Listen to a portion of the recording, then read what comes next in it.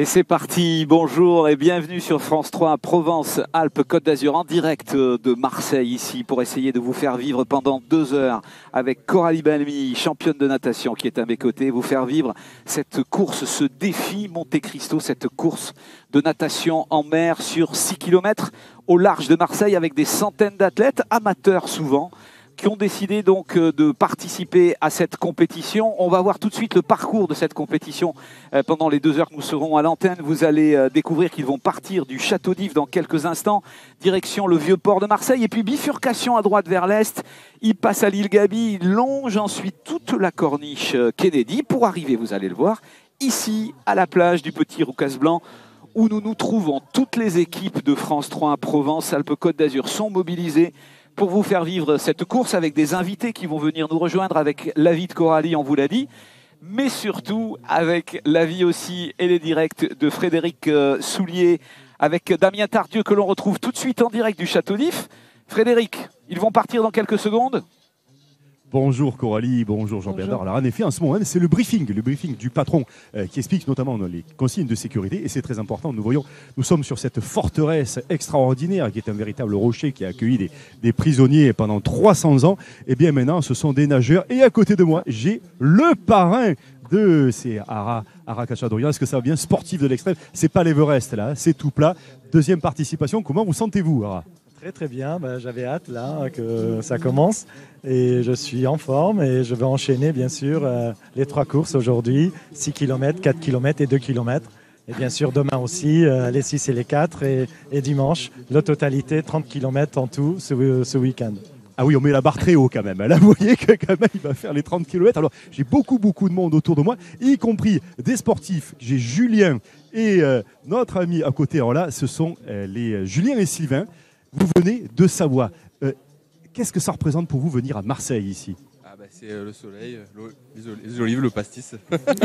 Non mais c'est vrai, on est venu profiter un petit peu de l'été indien au bord de la mer. C'est vrai que c'est sympa, ça nous fait un petit défi là, de venir nager entre copains, la convivialité, voilà, c'est sympa. Vous vous entraînez dans le lac d'Annecy? Oui, tout à fait. Du coup, on a un lac aussi qui est chaud, c'est agréable. On s'entraîne ensemble et c'est l'avantage de venir du coup en eau libre. Ça permet de retrouver les mêmes sensations. Après, avec la mer, le sel, on flotte plus, donc c'est un peu différent. Mais... Voilà, ils sont heureux, ils sont souriants. Alors, je parle doucement parce qu'il y a le brief du patron. Et on va retrouver, il y a aussi des étrangers. Where are you coming from? England. Voilà, des Anglais qui sont parmi nous. Et là, nous avons Natacha. D'où venez-vous, Natacha? Irlande, mais j'habite à Cassis. Bon, ça va, elle est quand même un petit peu de la région. C'est une participation qui représente quoi pour vous de venir ici, vous baigner? On ne va pas se baigner dans la Shannon, là. Hein? C'est le plaisir de nager, de découvrir les fonds, de participer avec tout le monde. Super ambiance. C'est que de bonheur. Que du bonheur. Alors voilà, les justement nageurs et nageuses vont se mettre en place. On a réussi, il n'y a pas de Brexit. Hein. On a l'Irlande d'un côté, l'Angleterre de l'autre. Le Brexit n'hésite pas dans une ambiance chaleureuse. Vous voyez, donc c'est le Château d'If, c'est ce château construit, cette forteresse un petit peu aride, un petit peu sèche, c'est un des endroits les plus arides de France. Et puis, nos amis nageurs vont aller se mettre dans l'eau. Qu'est-ce que vous avez comme combinaison? Quelle épaisseur avez-vous choisi comme combinaison? C'est une combinaison légère, 1 mm. C'est juste parce que j'aime bien avoir les bras à l'air. J'aime pas le truc, après j'ai trop chaud. Frédéric, une petite question essentielle, Frédéric. Quelle est la température de l'eau? On voit qu'il fait un petit peu gris. Il fait bon dehors, mais il fait un petit peu gris. Est-ce que vous pouvez nous donner la température de l'eau de mer? Alors, la température de l'eau de mer, elle est chaude. J'ai mis la main dans l'eau tout à l'heure quand nous sommes arrivés préparés. Elle est très chaude. Je ne peux pas vous la dire exactement. Je pense qu'elle est à plus de 20 degrés. Franchement, ils n'auront pas froid ce matin, sincèrement. Puisqu'on a aussi le temps, il faut parler de ce défi Monte Cristo, tandis que les concurrents se chauffent derrière. On voit bien, ils ont envie d'y aller. Un mot sur le défi Monte Cristo et sur cette légende, sur cette histoire finalement d'Edmond Dantès devenu comte de Monte Cristo, évadé du Château d'If. C'est vrai ça, tout ça, à partir d'Alexandre Dumas et de son roman ou pas? Alors oui, il y a quand même une légende, bien sûr, c'est un roman, c'est de la fiction qui en a fait que il y a eu quand même 25 films qui ont été tournés à partir de cette histoire. Évidemment, ce qu'on oublie, c'est que aussi, il y a l'abbé Faria, qui est le complice qui l'aide, et l'abbé Faria a réellement existé. Donc voilà, évidemment, cette renommée mondiale de ce caillou, qui est un simple caillou. Donc on rappelle que le château a été bâti en 1527, le château d'If, grâce à François Ier. Donc il y a eu, ce qui est assez amusant parmi tous les visiteurs, il y a eu un rhinocéros, oui, qui est resté un petit peu ici. Ça a été un pensionnaire. En fait, c'était un cadeau du roi du Portugal qui devait l'offrir au pape. Il a fait escale ici même, au château d'If. Sauf que, évidemment, c'est le premier rhinocéros qu'il y avait en Europe, évidemment. Et tout le monde est venu voir, même François Ier et sa cour étaient venus spécialement voir le rhinocéros lors de son escale. Alors le rhinocéros est parti ensuite, a repris le bateau pour partir vers Rome. Mais là, petit souci, le bateau a fait naufrage vers Gênes. Alors qu'est-ce qui s'est passé? Eh bien, on a récupéré la carcasse et on a offert au pape le rhinocéros empaillé. Voilà, il s'en passe des choses, ça, Tony. Extraordinaire. Allez, on se met à l'eau. C'est le moment où on se met à l'eau pour mettre en température la combinaison. Voilà, on va se mettre en température. On va avoir ces premières sensations. Voilà, vous êtes prêtes? C'est parti. Yeah, avec le sourire. Wonderful. Ara, notre parrain. Je suis prêt et voilà, tout le monde, bonne chance à tous et à l'arrivée. Bonne nage, allez-y. Alors Frédéric, il faut expliquer qu'effectivement, c'est important pour les concurrents de se mettre à température et de ne pas faire un départ comme ça, plongé immédiat, mais d'essayer de s'acclimater un petit peu à la Méditerranée. Là, donc là, on va s'acclimater. On va montrer aussi au passage le petit bracelet technique qui en fait est le repère avec le numéro de dossard. Il y a une petite puce électronique et en arrivant, donc vous allez lever le bras pour biper votre temps. Allez-y, je vous en prie. Puisqu'on est avec Coralie Balmy ici donc sur la plage du Roucas Blanc, en attendant l'arrivée dans 1h20, 1h30 à peu près, Coralie, donnez-nous l'importance de l'échauffement pour un athlète comme ça. C'est aussi important que la compétition même. Oui, c'est très important de se mettre en température et de s'échauffer. Donc on voit les nageurs plonger en amont du départ et il faut...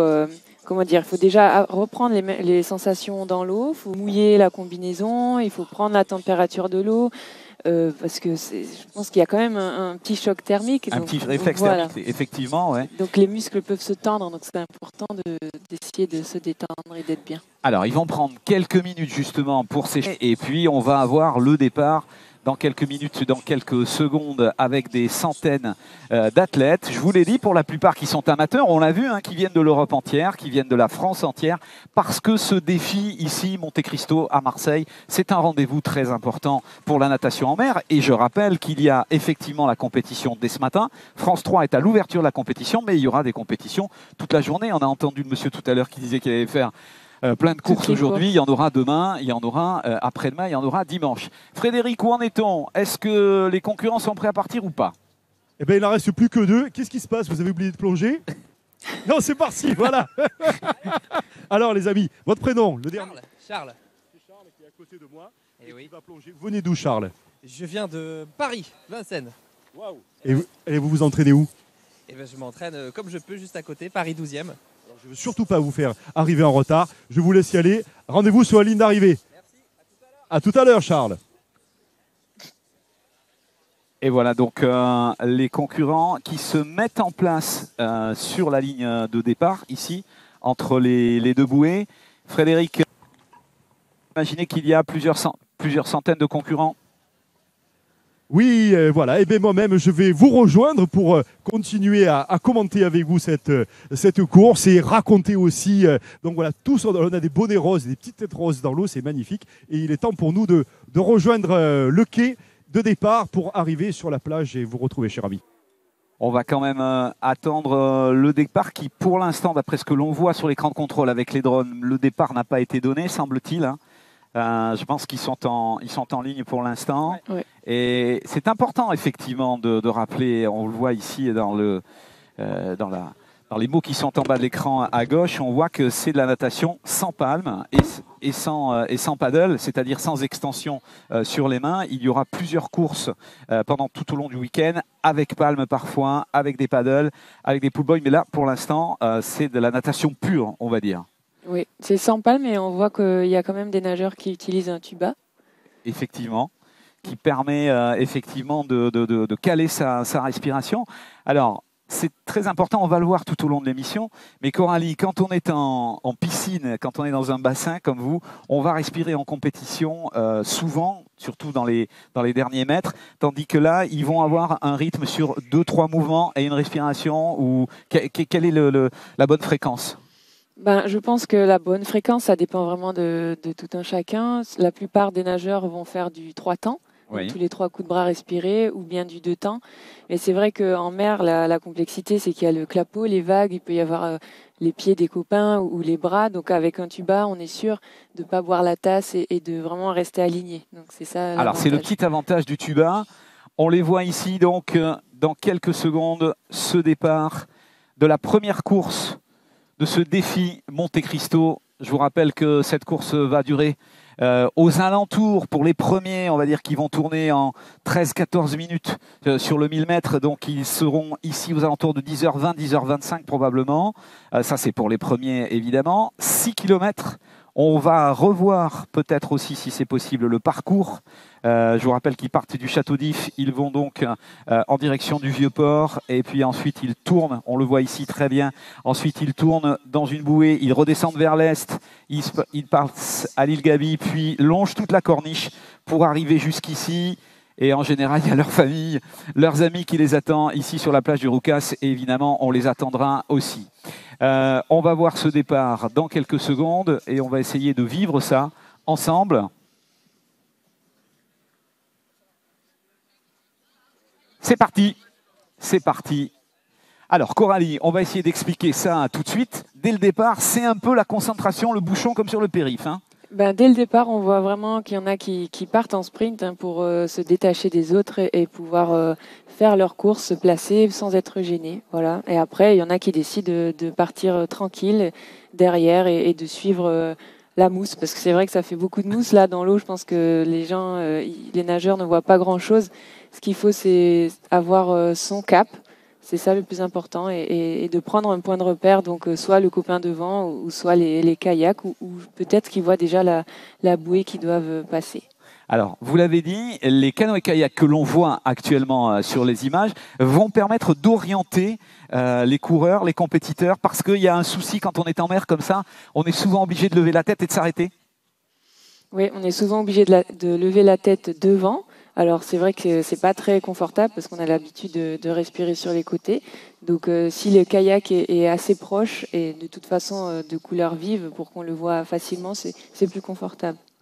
Alors ils sont donc en train de partir du Château d'If avec un bon rythme. On le voit immédiatement. On peut dire que ce sont des nageurs amateurs certes, mais confirmés, parce que là, on l'a dit aussi tout à l'heure, ils vont peut-être réaliser les 1000 premiers mètres en 14, 15 ou 16 minutes, parfois 17 minutes, ce qui représente, Coralie, aux alentours de 1,30, 1,40 au kilomètre, et pour les meilleurs, 1,15 au 100 mètres à peu près, pour les meilleurs qui nagent. Ça, c'est super. Ça, pour une course d'eau libre, c'est vraiment une très bonne moyenne.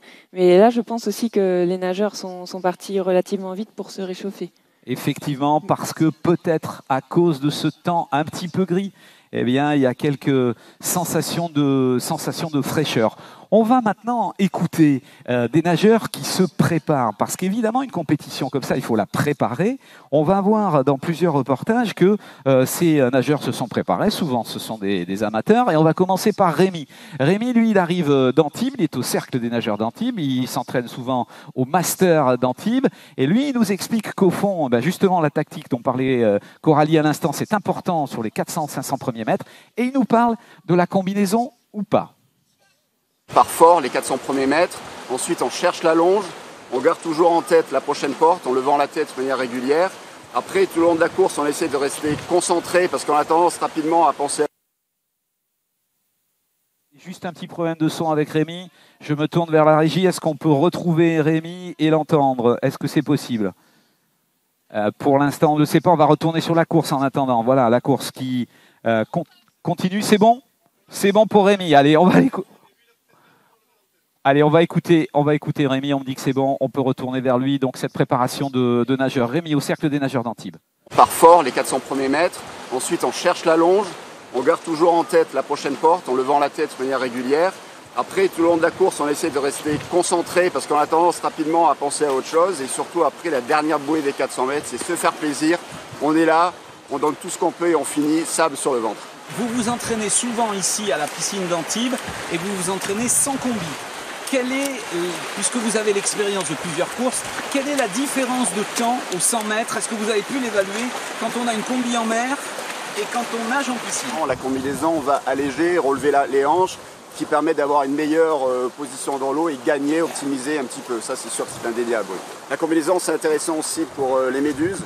Ça permet en fait d'enlever la problématique « Ah, il y a des méduses ». Non, avec la combinaison, on sait qu'on peut se concentrer sur la nage et on oublie les méduses. Quoi. Enfin, presque, à moins d'apprendre sur la figure, mais ça, c'est un autre sujet. Allez, on va se dire qu'aujourd'hui, il n'y aura pas de méduses. Coralie, je vous ai vu regarder votre ancienne piscine où vous vous êtes entraînée. Ça vous rappelle des souvenirs? Oui, ça fait très plaisir. Et ça fait plaisir de voir qu'il y a toujours autant de nageurs qui fréquentent les bassins. Et d'avoir vu ce reportage sur Rémi, oui, ça rappelle des vraiment très bons souvenirs. Alors, est-ce qu'on peut dire, Coralie, que l'on voit ici une notion de démocratisation de la natation? Souvent, la natation, pour vous qui avez été championne, on rappelle aussi que vous avez eu la médaille de bronze aux Jeux Olympiques sur un relais 4x200, notamment avec Charlotte Bonnet. Ça, c'était vraiment considéré peut-être comme un atout spécifique de la natation, c'est-à-dire c'est de la compétition, etc. Là, ce qu'on voit, c'est très populaire. Oui, c'est très populaire, ça se démocratise. Donc c'est vrai que moi, c'était dans le sport de très haut niveau. Ouais. Mais au niveau amateur, il y a quand même énormément de nageurs et ça fait très plaisir. Et bien d'ailleurs, ceux qui ont été interviewés en amont de la course, on voit que c'est du sport plaisir, du sport passion. Et voilà, c'est tout ce qui compte, quoi. Alors, quand vous parlez de sport plaisir et de sport passion, essayez de nous décrire. Est-ce que la sensation de la glisse que vous avez pu avoir en piscine, aussi en eau de mer, c'est ça, c'est arriver à une capacité de flotter, d'avoir une sensation de... Rémi disait dans son interview, on a la longe, on essaie d'allonger le bras. Essayez de nous décrire cette sensation-là. C'est une sensation, c'est vraiment une connexion avec l'eau, c'est assez particulier, hein. C'est la sensation de glisse, la sensation de flotter, la sensation de pouvoir se mouvoir dans un élément qu'on pratique pas souvent, mais dans lequel on se sent bien. Et puis à partir du moment, de toute façon en natation, où on arrive à savoir respirer, c'est ça le plus compliqué, apprendre à respirer. Une fois qu'on a passé ce cap, il n'y a que le plaisir, quoi. Et on y reviendra tout au long de l'émission. Sachez aussi que pour tous ceux qui sont dans l'eau aujourd'hui, il y a un rapport à la nature, un retour à la nature. Coralie, on parlera dans quelques minutes de votre nouveau métier, nouvelle passion, ce rapport à la nature, cette préservation de la nature. Mais on va continuer pour l'instant avec tous ces passionnés qui s'entraînent. Alors ils s'entraînent à Antibes, on l'a vu, et puis ils s'entraînent aussi au Cercle des nageurs de Marseille. On va tout de suite voir un reportage parce qu'une de nos équipes ici à France 3 Provence-Alpes est allé rencontrer ces nageurs qui s'entraînaient pour ce défi Monte Cristo. C'est au petit matin, à l'heure où s'illumine la Grande Bleue, qu'ils se retrouvent tous les jours. Les Ploufs, une dizaine d'habitués du Cercle des nageurs, se motivent dans la bonne humeur pour préparer le défi de Monte Cristo. Nager des kilomètres en pleine mer ne s'improvise pas, mais l'équipe peut compter sur le coach Dominique. Et si ce matin les conditions sont idéales, ce ne sera pas forcément le cas le jour J. Il faut ne pas penser au froid de la mer ou aux méduses s'il y a des méduses. Le mental est très important pour ça parce que ça peut vite nous paralyser et nous empêcher d'être au meilleur de nos capacités. Juliette, la Benjamine des Ploufs, s'est inscrite pour la 2e fois et semble déjà mordue. Le cadre est très agréable. Le fait de faire ce défi tous ensemble avec des tas de nationalités différentes, c'est hyper excitant. Et puis moi personnellement, c'était un énorme challenge parce que je fais du sport régulièrement, mais je repoussais pas mes limites jusque-là. Dans l'équipe, on trouve aussi Isabelle, une inconditionnelle du défi. Elle s'apprête à réaliser sa 20e traversée. Au départ, c'était un défi personnel, donc voilà, il y avait le stress de réussir à le faire. Maintenant, mon objectif, c'est vraiment de prendre du plaisir, essayer de faire un bon temps quand la mer le permet, ce qui n'est pas toujours évident. C'est une façon de lutter contre un vieillissement précoce. Nouveauté de cette édition, la course de 6 km. Même les plus aguerris ne cachent pas leur appréhension. Donc il va falloir quand même gérer le kilomètre supplémentaire. Et je pense qu'on a un petit stress par rapport à ça. Voilà, justement, le stress, c'est vrai qu'il peut y avoir un stress pour les nageurs. Donc quand ils voient cette mer Méditerranée et quand ils ne voient pas justement le fond, Coralie, est-ce que c'est une angoisse, effectivement, de ne pas savoir où on est ? Oui, ça, je pense que c'est la première angoisse des nageurs hein, qui avons l'habitude de nous entraîner en piscine. On suit une ligne noire au fond et c'est tout ce qu'on voit. Et là, quand on est en mer, on voit rien. Des fois, on a la chance de voir des récifs et tout ça, mais là, je pense qu'au large, ils voient rien. Donc, c'est vraiment une perte de repères visuels. Et donc, c'est bien qu'ils puissent s'entraîner en eau libre aussi toute l'année. Vous suivez actuellement le défi Monte Cristo, la première course 6 km au large de Marseille, entre le Château d'If et la plage du Petit Roucas. Grâce à ces images de drone ici, difficile pour l'instant de savoir qui est en tête ou pas parce que les numéros des concurrents sont sur les bonnets, c'est pas toujours évident. On va avoir des bateaux qui vont s'en approcher dans quelques secondes parce qu'il faut garder une distance de sécurité par rapport aux concurrents. On va avoir des bateaux et on pourra vous donner un petit peu le classement, les premiers classements évidemment après 10 minutes de course. Il faut aussi continuer à parler de ceux qui s'entraînent et parmi ceux qui s'entraînent, il y a des triathlètes et on va retrouver maintenant Alain. Alain, c'est le président d'un club donc de triathlon à Marseille, Massilia Triathlon. Et lui, il va nous expliquer que finalement aussi, ça a été important cette compétition parce qu'il n'y a pas eu de compétition à cause du Covid pendant des mois. On va écouter Alain tout de suite. C'est une course que je fais depuis le début. J'ai toujours participé à pratiquement toutes les éditions. Plus de 20 fois, vous l'avez faite ? Pas 20 fois, mais j'ai bien dépassé la dizaine, c'est sûr. Dès la deuxième édition, j'étais là, j'ai participé, et chaque fois sur le 5 km. Donc c'est courir, c'est ma ville, quoi. Je suis né ici et c'est vraiment enthousiasmant de courir là-dessus. Et la distance est mythique, on a eu on a eu différentes conditions chaque année. Mais chaque fois, ça a été un plaisir de le faire. Cette année, en plus, on a eu énormément de difficultés à s'entraîner avec les piscines fermées à cause du Covid. Donc, dès mars, on a commencé à s'entraîner en mer. Donc, cette année, la mer, ça a été vraiment important pour nous. Et là, c'est un aboutissement. On a déjà des gars qui ont couru sur celui de juillet. Et là, on va en avoir encore une dizaine qui vont courir vendredi. Et si les vents sont favorables, j'espère mettre moins de 2 heures, autour de 1h50. On était donc avec Alain qui se trouve en mer actuellement. Alain qui a des espoirs sur son temps, des espoirs sur sa compétition. Et cette compétition, il faut le dire, chaque année, elle est commentée par un speaker, par quelqu'un qui chauffe la foule, qui chauffe aussi les concurrents, qui s'appelle Steve et qui est avec nous en direct. Bonjour Steve. Bonjour JB, bonjour Coralie. Alors, effectivement, vous connaissez Coralie aussi. Votre rôle, effectivement, c'est au-delà de ceux qui sont en mer, c'est de faire participer, tout à l'heure, dans quelques minutes, de faire participer toutes les familles, les amis, aussi à cette compétition. Voilà, alors c'est beaucoup de l'accueil, du feel good. Je suis un peu le liant de tous ces gens, entre les nageurs qui vont batailler dans l'eau et puis les familles qui sont là. Faire attention à ce que tout le monde veille aux bénévoles, donc toujours des petits mots sympas pour les bénévoles parce que eux sont peut-être la pièce maîtresse de chaque événement, hein, les bénévoles. Ouais. Et puis voilà, donner des infos sur la course et puis surtout mettre l'ambiance et que ça ne retombe pas parce que ça dure quand même 3 jours et chaque course c'est pas les mêmes personnes qu'on a, mais il faut toujours être au taquet puisque on doit avoir la même ambiance et pression pendant les 3 jours.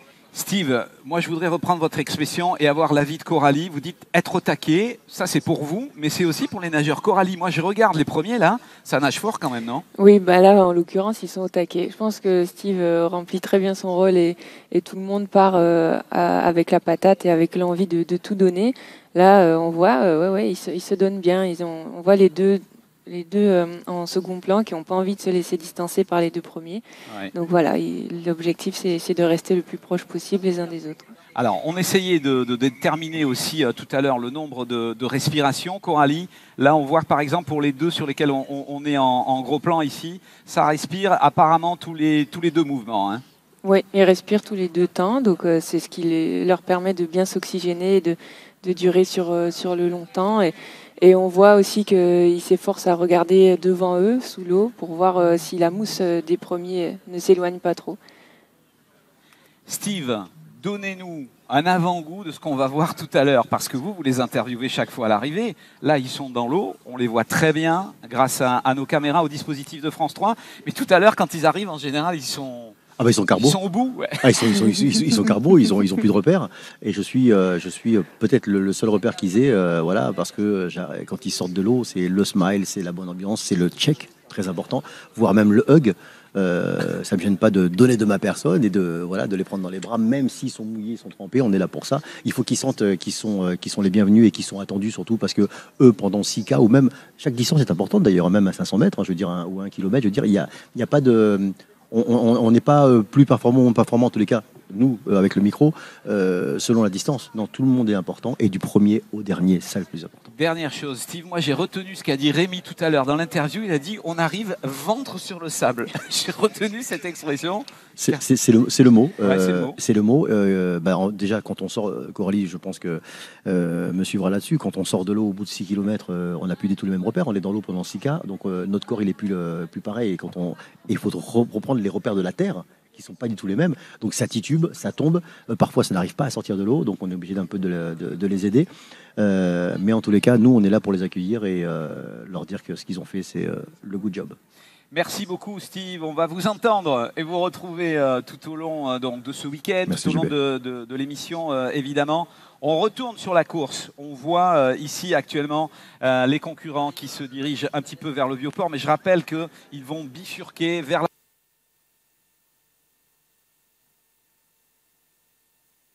Gabi, et on le voit très bien ce que disait Coralie tout à l'heure, c'est-à-dire qu'ils sont guidés. C'est très important, le kayak qui est à côté et qui va permettre aux concurrents de suivre une ligne particulière, sinon ils pourraient perdre du temps à zigzaguer. À zigzaguer, effectivement. Est-ce qu'on peut avoir, Coralie, avec vous, ici, une idée du rythme là? Moi, il me semble qu'il nage assez fort, assez vite. Ça, à votre avis, c'est combien au 100 mètres, combien au 1000 mètres? C'est une colle que je vous pose là, mais oui, à peu près, on va dire qu'il nage, moi je dirais peut-être en 14-15 au 1000 mètres là quand même. Ben, moi, je pense qu'ils sont bien parce que la mer est vraiment très agréable, elle est plate, on dirait pas qu'il y a du courant ou en tout cas il n'y a pas de clapot, donc c'est des conditions idéales pour bien tourner. Donc sur les bases d'une heure 20, d'une heure et demie pour les premiers, c'est faisable. Est-ce que vous, quand vous étiez petit, je crois, vous avez fait des compétitions en mer avant de vous destiner à la compétition en piscine? C'est quoi la différence essentielle aussi? C'est que à compétition en piscine, ça demande un état de sprint, une explosivité. Ça, c'est un terme qui était cher à Franck Esposito, qui a été votre entraîneur à un moment donné. L'explosivité comme ça, c'est tout à fait différent du fond et de la course diesel presque, là? Oui, oui, c'est tout à fait différent. Moi, j'avais des courses qui duraient entre 4 et 8 minutes. Donc, en comparaison avec cette course qui dure presque 1h30, c'est sûr que c'est pas du tout les mêmes dispositions. Là, on a relativement le temps de s'échauffer, de se dire, voilà, les 2 premiers kilomètres, je vais mettre la machine en route, on va bien s'échauffer. Les 2 suivants, on va pouvoir accélérer un petit peu et toujours en garder un peu sous le pied pour les 2 derniers kilomètres. Donc, c'est vrai que c'est pas la même gestion de l'effort. Et c'est pas la même gestion de l'effort aussi, parce que je pense qu'au niveau de l'apport calorique, c'est pas possible. C'est-à-dire, si vous faites du vélo aujourd'hui ou si vous courez, vous pourrez toujours vous arrêter pour boire à la gourde, etc. Là, il a fallu avoir l'énergie avant, boire avant, parce qu'après, c'est plus possible. Hein. Après, c'est plus possible. Mais j'ai vu quelques nageurs qui avaient des petites barres dans les combis. Ah, d'accord. Et vous pensez que c'est possible qu'ils s'arrêtent 2 secondes pour... Oui, c'est possible. Oui. Ça se fait, c'est possible. Alors, on va continuer à voir justement aussi des nageurs qui se sont préparés. Je pense qu'on va pouvoir voir Thomas et Nicolas. Thomas et Nicolas, on les a rencontrés hier soir. Et Thomas et Nicolas, ils travaillent juste en face de la plage du Rocas. Et ils se sont dit, pourquoi pas participer au défi. Ça fait plusieurs années qu'ils le font. Et vous allez voir que Thomas, notamment, le fait en préparation d'une autre course à but humanitaire. Vous allez voir. C'est un défi formidable pour moi. Mes bureaux sont à 2 pas de la mer, je la vois tous les jours. Et c'est l'occasion pour moi de nager toute l'année, de m'entraîner pour cette course. C'est mon 4e Monte Cristo grâce à Thomas, car c'est son sport habituel. Et puis grâce à lui, je me suis mis à nager le matin, le midi et le soir, puisqu'on a nos bureaux juste à côté. Ce sont des valeurs importantes dans notre entreprise qu'on essaie de cultiver au quotidien. Alors pour moi, c'est 1h19. Mon objectif, c'est d'arriver un jour à 1h15.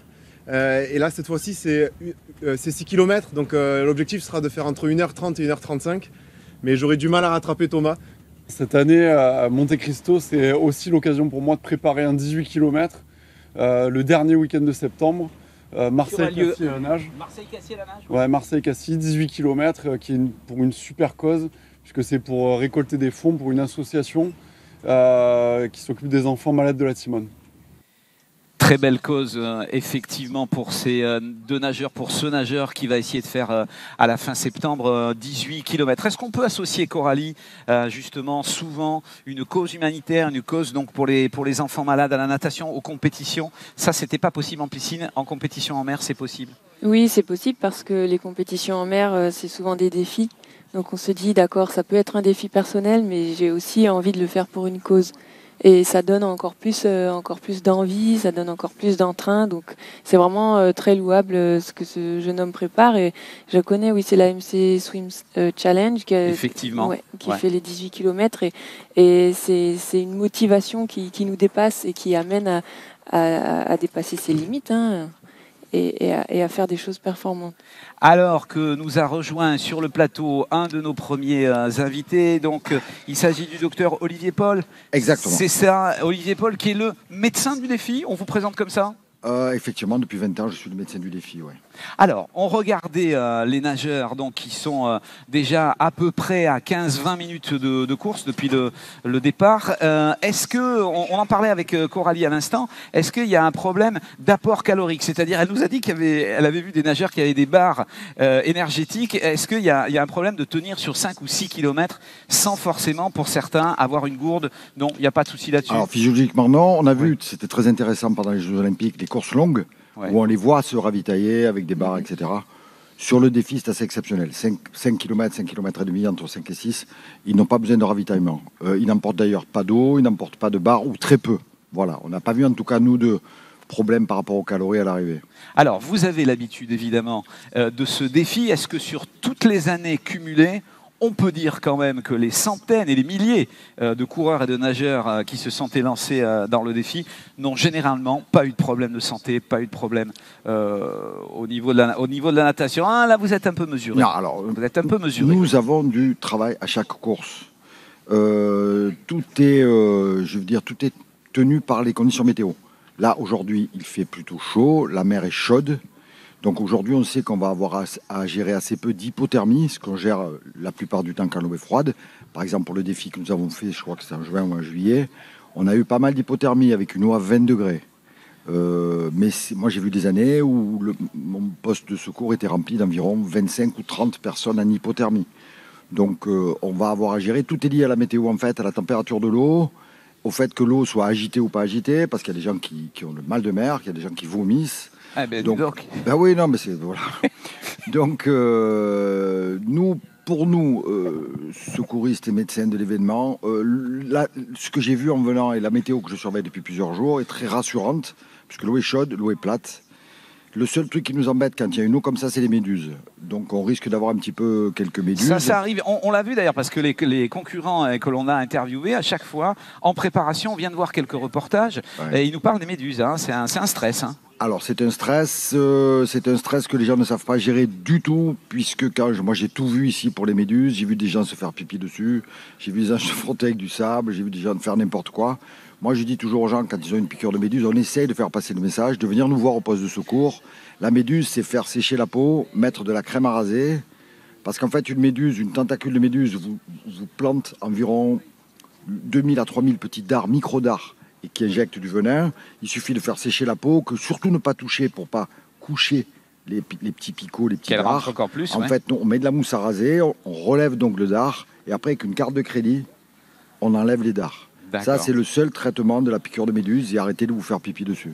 D'accord, on va croiser les doigts. On va croiser les doigts et on va se dire qu'il n'y aura pas de méduses, il n'y aura pas trop de méduses. Alors, avec un temps comme ça, je suis presque sûr qu'on aura les petites violettes. Ouais. Au mois de juin, on en avait une énorme dans la rade, là, mais celle-là, elle pique pas. Celle-là, elle pique pas. Mais par contre, elle a fait faire des détours. On voyait les gens faire des détours énormes. Elle était très grosse, mais celles-là ne piquent pas. Celles qui sont les plus urticantes, ce sont les toutes petites violettes, celles qu'on a en général sur nos plages. Sur Provence-Alpes Côte d'Azur, France 3 Provence-Alpes-Côte d'Azur. Vous suivez donc ce défi, la course, la Monte Cristo, 6 km aujourd'hui, première des courses qui auront lieu pendant tout le week-end avec palme, sans palme. Mais en tout cas, il y aura des centaines de candidats, des centaines d'athlètes qui essaient effectivement de rallier en général le Château d'If ici à la plage du petit Roucas-Blanc. Avec une autre question que l'on a abordée avec Coralie tout à l'heure, mais puisque vous êtes médecin, on va en parler. Si on revient sur la course, il y a cette sensation de nager en mer et souvent de ne pas voir le fond, effectivement, notamment. Alors, est-ce qu'il y a un stress psychologique de dire je suis dans l'inconnu et je suis dans le noir là? Alors, on a à chaque épreuve quelqu'un qui abandonne très vite, 2 ou 3 personnes qui abandonnent très vite, c'est la peur du grand bleu. C'est-à-dire, c'est une espèce de phénomène lié à l'angoisse, c'est une espèce d'attaque de panique. C'est-à-dire, les gens ne voient pas le fond, il y a le grand bleu, il y a un petit peu toute la panique du départ. Donc, s'ils n'ont pas pris un coup de palme dans la tête, parce que ça arrive, on a beaucoup de blessures au niveau de l'arcade par des coups de palme, mais on a aussi des gens qui abandonnent très vite parce qu'ils sont pris par une crise d'angoisse qui est liée au fait de ne pas voir le fond de l'eau. Ça s'appelle l'angoisse du grand bleu. Très difficile à gérer parce qu'en fait, les gens abandonnent. Oui. C'est vraiment une crise de panique. Donc, pour les gens qui abandonnent, vous avez un bateau suiveur, comme on dit, un bateau balai? Alors, moi, je suis en relais avec mon talkie, avec les bateaux en mer. Le bateau en mer, quand il m'annonce un abandon, il me dit c'est abandon, ça veut dire que c'est pas médical. Quand il m'annonce abandon avec malaise ou vomissement ou quelqu'un qui est pas bien, donc nous on les fait soit bitcher, soit apponter. Je suis assisté par les sapeurs-pompiers de la Ciotat qui vont les chercher parfois avec un brancard, parfois avec une chaise roulante, sur le ponton. Et ceux-là, on les prend en charge tout de suite. Mais la plupart, ce sont des gens qui abandonnent soit physiquement, soit avec l'attaque de panique liée au grand bleu. On a rarement eu d'intervention, mais c'est vrai que sur presque 20 ans que je travaille avec Dominique Léna sur le Monte Cristo, on a eu des choses préoccupantes, puisqu'on a eu le SAMU 2 fois en 20 ans. Mais là, régulièrement, c'est plutôt l'angoisse du grand bleu dès le départ. Ça, c'est les abandons du départ. Docteur, moi, je vais retenir votre terme rarement. Parce que là, vous écoutez, c'est vrai qu'on pourrait se dire, entre l'angoisse des méduses, l'angoisse du grand bleu, etc., le risque de trucs, la majorité des concurrents arrivent en forme. Alors, très honnêtement, comme je vous l'ai expliqué, c'est lié aux conditions météo. Nous savons que sur les 3 jours à venir, là, nous n'avons pas grand-chose à faire. Mais tant mieux. On va avoir quelques hypothermies parce qu'il y en a toujours. On va avoir quelques blessures au départ avec des coups de palme parce que les gens s'imaginent que c'est les Jeux Olympiques. Donc au départ, ils veulent démarrer les premiers alors qu'ils vont finir en 3h30. Ouais. Et donc on a des coups de palme. Ça, j'essaie de leur expliquer toujours. Dominique leur donne la consigne. On essaie de faire partir les gens les uns après les autres pour qu'il y ait une petite séparation. Mais le coup de palme, c'est assez fréquent. On va avoir quelques méduses, quelques hypothermies. Alors quelques crises d'angoisse, mais c'est une espèce de syndrome qui fait baisser un petit peu la température, les gens tremblent, sont un peu angoissés. Ça dure environ 20 à 30 minutes où on les réchauffe, et on les rassure parce qu'il y a un énorme travail, j'explique toujours à mes collaborateurs sapeurs-pompiers que c'est pas grave, donc on fait un petit exercice de sophrologie en leur demandant de maîtriser leur respiration parce que les gens ne supportent pas. Je me rappelle d'une femme, une confrère à moi, pédiatre, qui ne supportait pas d'être dans l'état où elle était. Je lui ai dit, tant que tu ne relâches pas tes frissons, elle me dit, je ne supporte pas de trembler. Je dis, mais putain, c'est physiologique. Tu as bouffé ton adrénaline, tu es en stress, etc. Laisse le temps à tes surrénales de faire l'équilibre, ton adrénaline va remonter. Dans une demi-heure, j'ai dit, regarde ta montre, dans une demi-heure, tu n'auras plus rien. Le docteur Olivier Paul sur France 3 Provence-Alpes-Côte d'Azur qui nous parle de tous les petits tracas. Mais on vous rassure, il l'a dit, avec ce temps-là, à part quelques méduses, ça devrait bien se passer en principe. On aura quelques hypothermies, il y aura quelques attaques de panique, mais en tout cas, tout va bien. Et là, grâce à ces images, ça c'est important. Regardez, on est au plus près des coureurs maintenant. Vraiment, on voit très très bien donc la progression des premiers ici. Et je me tourne aussi vers Frédéric Soulier. Est-ce que Frédéric est arrivé? Tout à fait. Voilà, Frédéric, maintenant les liaisons sont bonnes. Frédéric, est-ce qu'on peut décrire aussi ce paysage de Marseille? Mais oui, parce qu'en fait, on est parti de l'archipel du Frioul. Le château d'If fait partie de l'archipel du Frioul, qui était un des 111 quartiers de Marseille, avec 4 îles, le Frié ou en provençal, c'est le passage maritime. Il y avait Pomègue au sud, Ratonneau au nord, l'île de Château d'If, et bien sûr, les petits îlots que l'on voit là, justement, l'îlot Tiboulin du Frioul. Je rappelle, et vous l'avez vu, que c'est la zone la plus sèche et la plus aride de France. Donc, on a bien parlé tout à l'heure du château d'If, et là, vous voyez, nous avons longé le quartier à côté d'Andoum et Malmousse, que ce petit port et de cabanon et de pêcheurs qui est très recherché maintenant, c'est vraiment très tendance d'habiter à Malmousse. Alors, on longe la corniche, où se situe le marégraphe. Et ça, c'est très important parce que le marégraphe, c'est un outil, un petit bâtiment très particulier qui a été construit en 1884, mais surtout, c'est le niveau zéro pour toutes les altitudes en France et on note toutes les variations de la mer Méditerranée. Et d'ailleurs, vous savez, le Congrès mondial de la nature se termine aujourd'hui même à Marseille. On s'est rendu compte que en plus d'un siècle, il y a eu une élévation de plus de 10 cm et l'avenir sera peut-être un petit peu étonnant. Voilà, donc la corniche, on longe la corniche. Qu'est-ce que c'est la corniche? Bien, c'est ce balcon merveilleux sur plus de 3 km avec le banc à l'époque, en 1965, il y a un banc qui était le plus long du monde, à 2,5 km, donc un banc pour profiter de cette belle corniche. Et vous voyez nos nageurs qui passent devant les îlots. Et derrière, on a l'île Gaby. Alors, l'île Gaby, c'est un petit quartier bizarre, c'est une île privée avec un petit fortin, tout petit, on est à peine à 200 mètres du rivage, mais c'est une île privée depuis le XVIe siècle. Alors elle a eu plusieurs vies cette île, mais on peut y faire des fêtes, d'ailleurs on peut la louer pour faire des fêtes, des réceptions, et même y dormir si vous voulez. Voilà le fortin de l'île Gaby. Dormir sur l'île Gaby. Oui. Alors c'est pas un grand hôtel, mais c'est un lieu un peu étonnant, alors qui, comme tous les lieux un petit peu mystérieux, ça fait fantasmer. Et nos nageurs vont passer juste à côté, ils n'auront pas le temps de une vieille légende qui dit que justement, l'île Gaby, il y avait cette cantatrice, cette chanteuse de music-hall, Gaby, qui avait donc peut-être laissé ses bijoux au fond de l'eau. Alors, je ne crois pas qu'il ait eu le temps d'aller les chercher. En tout cas, on est très content de voir cette brasse, cette nage fabuleuse, ce crawl superbe.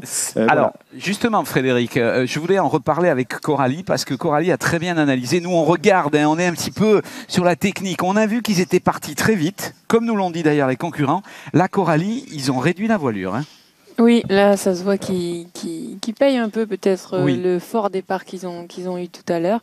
Mais en tout cas, ils sont tous au même niveau et ils se regardent. Là, je pense qu'ils sont contents d'être un petit groupe de 5 et l'objectif, c'est de rester soudés jusqu'à l'arrivée. Alors, ce qu'on va dire aussi avec Coralie, ce que l'on voit très bien, c'est qu'on a plutôt la sensation d'avoir du courant rentrant qui viendrait un petit peu de la mer. Et on voit, comme on dit dans les termes, que ça tape un peu. C'est-à-dire qu'il y a plus de clapots, il y a plus que tout à l'heure, la mer est moins calme. Et donc, c'est beaucoup plus difficile d'avancer parce qu'évidemment, quand on dit ça tape, ça tape un petit peu dans le visage et aussi quand on respire.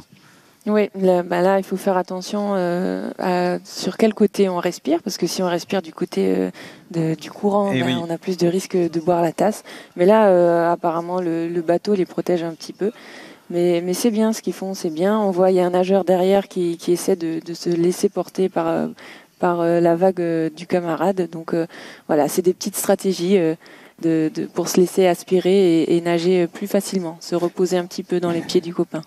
Alors, il y a une autre technique, vous allez nous en parler Coralie, parce que c'est un petit peu pareil finalement dans une ligne, quand on est à la ligne 4 au milieu, la meilleure ligne en général en piscine, c'est la façon de regarder ce que fait l'adversaire. Si les téléspectateurs regardent bien, les internautes regardent ce que fait le concurrent avec le bonnet violet, il respire toujours du côté droit, donc théoriquement il ne voit pas ce que fait les autres, il ne voit pas ce que font les autres. Et là, c'est un petit peu compliqué pour juger. Vous, quand vous étiez en compétition, vous regardez toujours ce que font les autres sur les lignes des deux côtés? Des fois on a le temps, des fois on n'a pas le temps. Des fois on voit que de la mousse. Ouais. Si on voit que des pieds, c'est dommage, ça veut dire que c'est trop tard. Mais là, en l'occurrence, je pense qu'à chaque fois qu'il a la tête dans l'eau, il arrive à tourner. On voit qu'il tourne un petit peu du côté gauche pour regarder où sont ses camarades. Donc voilà, je ne pense pas qu'il soit perdu. Là, ça va être un passage de bouée. On va voir comment ils s'y prennent, parce qu'ils sont tous les 4 alignés. Effectivement, il se tient. Voilà. Il y en a un qui était un petit peu perdu, qui n'était pas dans la bonne direction. Et là, tout de suite, immédiatement, au niveau du passage de la bouée, il y a eu une petite distanciation qui s'est faite. Voilà. Tandis que l'organisateur de la course nous a rejoint sur le plateau de France 3, Dominique Léna. Bonjour. Bonjour. Bonjour. Alors, comment ça se passe, cette édition, cette 23e édition, ce défi Monte Cristo? Écoutez, très bien. Ça a été voilà, un plaisir de l'organiser, d'avoir les conditions météo qui au final sont avec nous. On avait un petit peu peur hier parce qu'ils annonçaient un peu de pluie, peut-être un peu de vent. Et très heureux au final ce matin d'avoir pu donner le départ avec une mer d'huile. Donc voilà, vraiment satisfait. Et puis on a pu voir sur la ligne de départ l'enthousiasme des gens, une super énergie, une très bonne ambiance.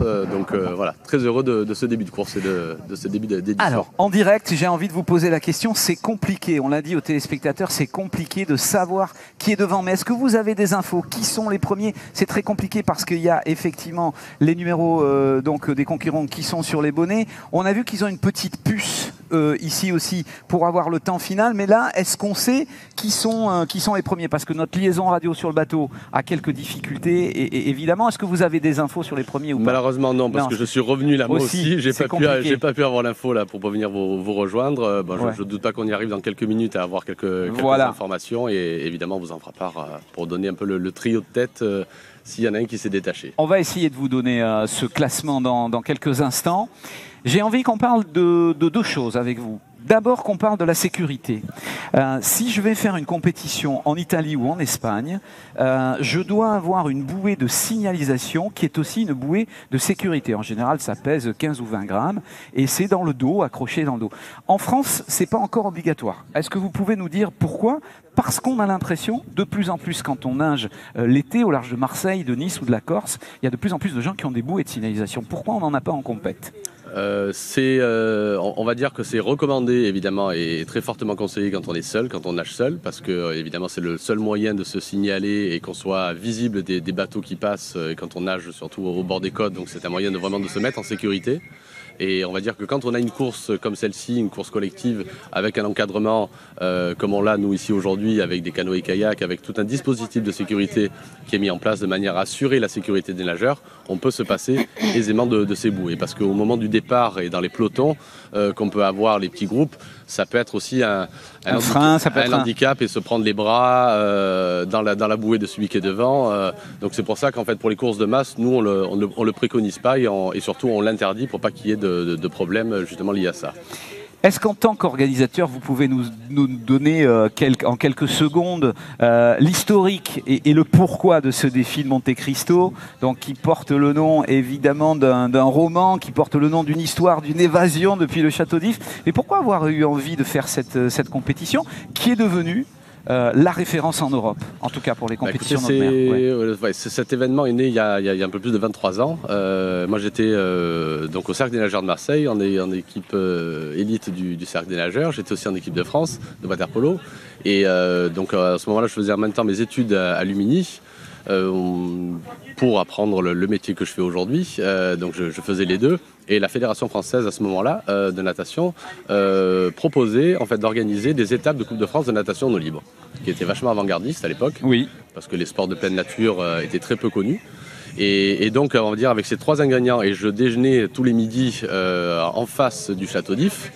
Et donc, je faisais mes études en parallèle. Donc, j'avais le château d'If devant moi tous les jours, ce cahier des charges qui m'est arrivé. Et ça a été un peu mon projet de fin d'année pour le master. Un projet d'étudiant. Voilà, un projet d'étudiant à la base et qui s'est transformé l'année d'après en un projet sportif monté. Voilà, un peu de briques et de broc, on va dire, la première année, parce qu'on avait 25 nageurs. Il y avait une autre épreuve avec des palmes similaires. Ensuite, nous nous sommes rassemblés. Et ensuite, on en est là aujourd'hui avec un défi de Monte Cristo qui a traversé très largement les frontières. Il faut dire aux téléspectateurs et aux internautes que ce défi de Monte Cristo, c'est aussi un rapport avec la nature. On va avoir dans un instant Coralie qui va nous en parler de ce rapport de l'athlète à la nature. C'était en bassin, mais pour elle maintenant, c'est aussi en mer et en eau libre. Quelle est la philosophie de ce rapport à la nature, justement avec la mer, avec la Méditerranée?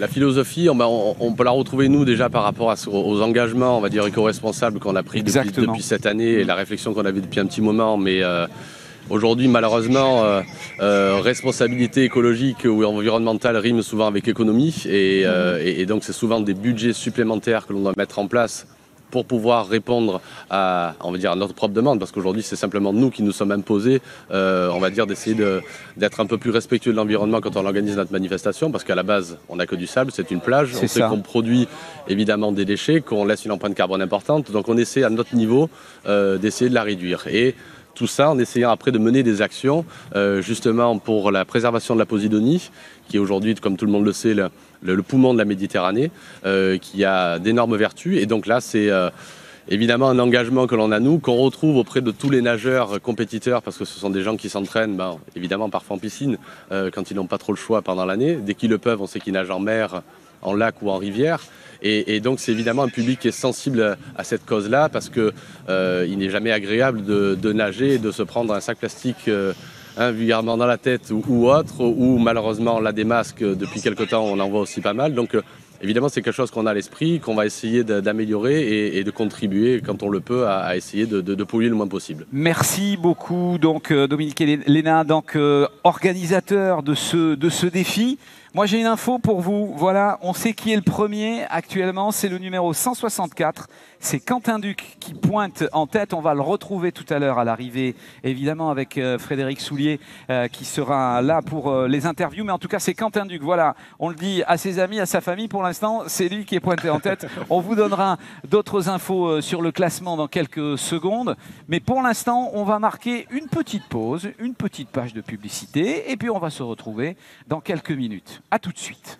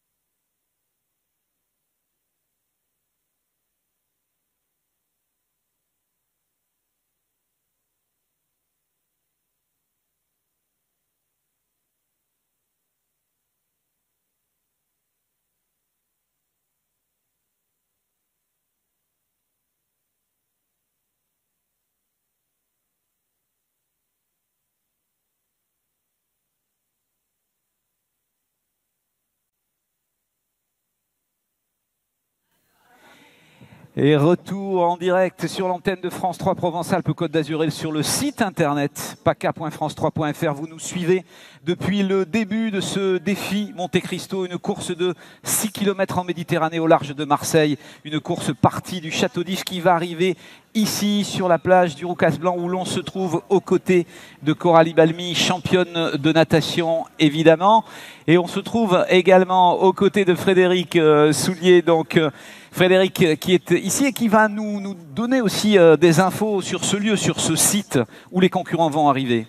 Oui, et c'est un site très particulier parce que nous nous trouvons, Jean-Bernard et Coralie, sur le site des Jeux Olympiques d'été de Paris 2024. Oui, les JO Paris 2024 auront lieu aussi à Marseille, puisque ici même, la base nautique du Roucas-Blanc sera le lieu, cet espace magique, cette rade sera le lieu de toutes les épreuves de voile qui vont se dérouler dans cette marina où nous nous trouvons en l'instant même. Ça sera la marina olympique et ça c'est formidable, c'est qu'il n'y a pas de rivalité Paris-Marseille, au contraire c'est une complémentarité. On sait que le surf aura lieu en Polynésie française, et bien toutes les autres épreuves de voile auront lieu ici même, dans cette base nautique donc, du Roucas-Blanc. Et puis, nous sommes sur des plages du Prado, qui sont en fait des plages artificielles qui ont été créées à la fin des années 70. 20 hectares qui ont été pris sur la mer, un petit peu comme à Monaco, mais ici c'est 20 hectares, et on les a construits avec les remblais du métro. D'ailleurs, on les appelle les plages Gaston Defferre parce que c'était l'idée du maire de l'époque, emblématique, Gaston Defferre. Donc une vingtaine d'hectares avec 3,5 km de littoral et des pelouses aussi. Voilà, donc des plages artificielles qui nous permettent de vous recevoir et d'accueillir ces milliers de nageurs pendant ces 3 belles journées. On va vous retrouver tout à l'heure. On revient sur la course. Effectivement, on vous a dit tout à l'heure que dans ce groupe de tête, il y a Quentin Duc. Et on apprend également qu'il y a Frédéric Romera, qui lui est un spécialiste. Frédéric Romera, qui a été champion d'Europe notamment sur le 5 km si ma mémoire est bonne. Donc il y a un groupe qui se tient depuis le début. Coralie, là ils ont réaugmenté un petit peu la cadence. Oui, là on voit qu'il y a un nageur qui était en fin de groupe qui a fait une attaque, tout simplement. Il essaie de se détacher des autres. Donc voilà, on voit qu'il met beaucoup plus de rythme sur les bras, on voit qu'il met des battements de jambes aussi, et que les autres essaient de ne pas le laisser partir trop loin, parce que sinon ça va être difficilement rattrapable. Alors évidemment, on est sur la tête de la course, on va rappeler qu'il y a des centaines de concurrents derrière, juste derrière, on les retrouvera, ces centaines de concurrents qui vont arriver sur cette plage, avec Frédéric Soulier qui les retrouvera.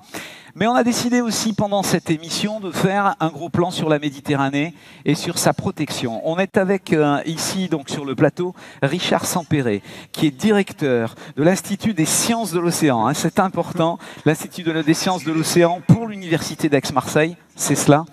Et vous, on vous a demandé de venir parce que on ne peut pas faire une course en Méditerranée sans parler de la protection de la Méditerranée qui vous tient à cœur. Qu'est-ce qui se passe dans cet institut? Quelle est votre mission dans ces instituts, dans tous ces organismes qui regardent, qui scrutent la Méditerranée? Eh bien, l'Institut des sciences de l'océan est un nouvel institut déjà. Il vient de commencer au mois de juillet et ça a une mission de formation par la recherche. C'est-à-dire que ça regroupe 14 laboratoires d'Aix-Marseille Université avec des gens de l'université, du CNRS comme moi, de l'IRD ou même de l'IFREMER, qui vont contribuer à former des étudiants en master ou en doctorat avec leur expertise qui peut être en océanographie. Je suis océanographe personnellement, mais il y a des juristes du droit de la mer par exemple, il y a des ingénieurs des procédés marins, il y a des géographes, des historiens qui vont mettre enfin leur expertise en commun pour aborder des grands problèmes environnementaux. Et notamment le problème du réchauffement climatique, parce que la mer Méditerranée se réchauffe, ça c'est clair ou pas? Oui, c'est clair, c'est clair. Comme vous le savez, les océanographes parlent de la Méditerranée comme d'un océan miniature en fait. C'est-à-dire que la Méditerranée a des caractéristiques qu'on retrouve dans l'océan mondial, même si ça représente qu'1% de l'océan global. Mais il y a cette circulation, vous savez, un peu de tapis roulant avec une circulation qui vient de Gibraltar, des eaux de surface qui viennent, qui se répandent de manière verticale et horizontale. Mais depuis que les relevés météo existent, est-ce qu'on sait l'augmentation de température? Je ne sais pas, sur les 50 ou 100 dernières années, ça a augmenté de combien en température? On a une idée ou pas? Oui, alors ça dépend des zones de l'océan, mais ça peut aller jusqu'à 1 degré d'augmentation. Et dans les eaux profondes, certaines eaux profondes qui ont le signal transmis par l'atmosphère et les eaux de surface, quand elles plongent, on a 0,4, 0,5 degrés parfois d'augmentation. Ce qui est énorme pour à l'échelle de la Méditerranée, à l'échelle de l'homme. Et ce qui est énorme aussi pour la biodiversité, puisqu'on sait que toute la biodiversité dépend de la température. Vous êtes en direct, vous regardez la course. Évidemment, on parle de la Méditerranée, on en parle avec Coralie, parce que Coralie, elle commente la course avec nous, mais Coralie aussi, elle a un investissement maintenant dans la protection de la nature, dans l'observation de cette biodiversité. Oui, alors moi je suis revenue en Martinique, sur mon île natale, pour développer une association qui s'appelle Coucou en de l'eau et qui apprend à nager aux enfants pour découvrir le milieu marin. Donc c'est à la fois la problématique du savoir nager, l'aisance aquatique, et à la fois la problématique de la protection de l'environnement. Une éducation, Coralie, est-ce que vous éduquez les jeunes, les enfants à protéger, à regarder le milieu, à le préserver ? Exactement, c'est d'abord être à l'aise dans l'eau pour aller le découvrir. Et une fois qu'on découvre, qu'on voit tous les écosystèmes marins qui existent, il y a un attachement, bien sûr, on aime, c'est tellement joli, on aime ce qu'on voit et on a envie de le protéger. Donc c'est expliquer aussi l'impact de la pollution sur cet environnement, c'est expliquer comment un déchet peut se retrouver sur Terre et va finir son voyage en mer, c'est expliquer tout ça, comment on peut faire, nous, à notre échelle, pour essayer de limiter cet impact. Alors, on en discutait hors antenne avec Coralie tout à l'heure.